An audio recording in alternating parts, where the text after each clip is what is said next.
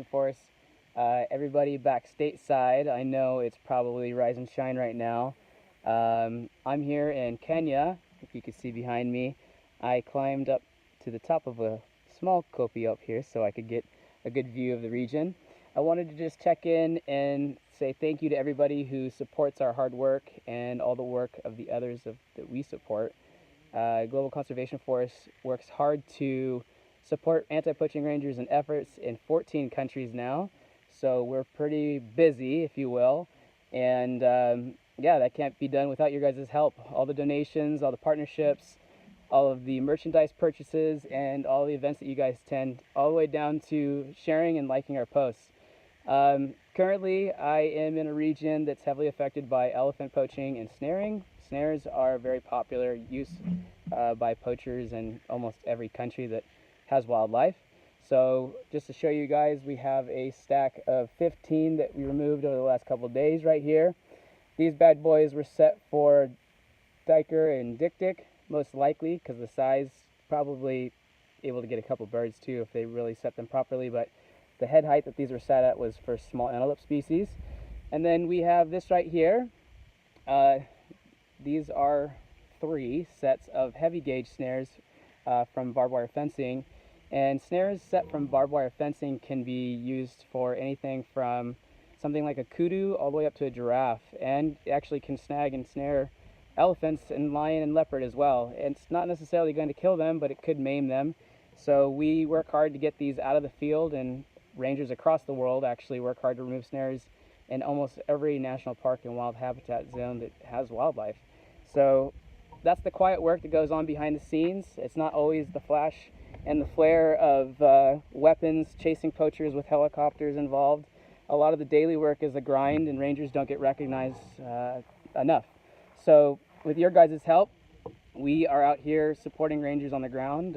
We did some training just over the last couple of days, and we trained some rangers in advanced hand-to-hand combat, and we worked on some advanced protocols for using GPS and night vision. That way they can create intelligence-based patrols.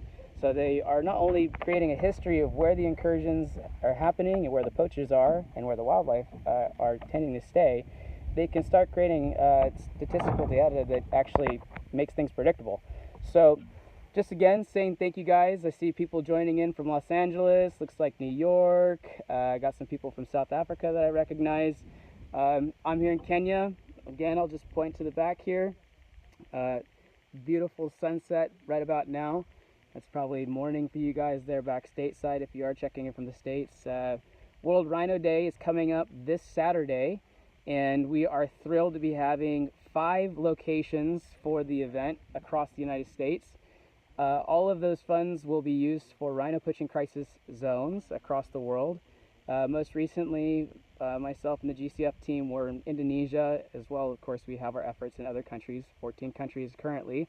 So when we talk about crisis funding, we're talking about where are the teams that are getting hit the hardest when they're protecting these animals. So for World Rhino Day, we're going to be focusing on teams that are protecting rhino. That way those guys get the gear they need. And let me just tell you, not every anti-poaching unit has a Facebook page.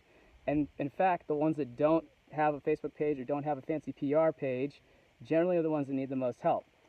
Simple things like backpacks, bladders, boots, vehicle budgets, night vision, GPS units, camera traps. These are the things that help make rangers more effective, efficient, and safe. These guys are literally risking their lives every day to be out in the bush protecting the wildlife that we so dearly love. And yeah, if you guys could check it out, tune in for World Rhino Day. If you're not able to make a physical event, share some of our posts, click like on our posts, share the event pages even if you would like.